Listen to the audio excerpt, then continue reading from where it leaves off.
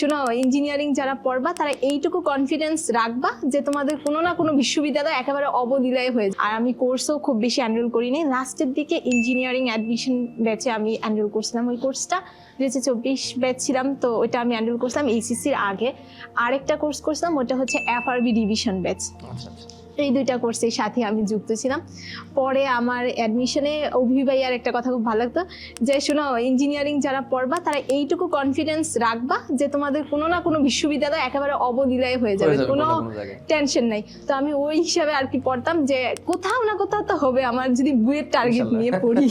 তো ওই জন্য বুয়ের টার্গেট নিয়ে পড়া। আমি যখন আর কি আমি এসএসসি পর্যন্ত আমার পড়াশোনা ছিল পুরাটাই আর কি অনলাইনের বাইরে। আমি মোবাইল খুব বেশি, মোবাইল তো ধরিই নাই। আমি এসএসসিতে আমাদের যে উপজেলা ছিল ওখানে ফার্স্ট হয়েছিলাম এসএসসি পরীক্ষায়।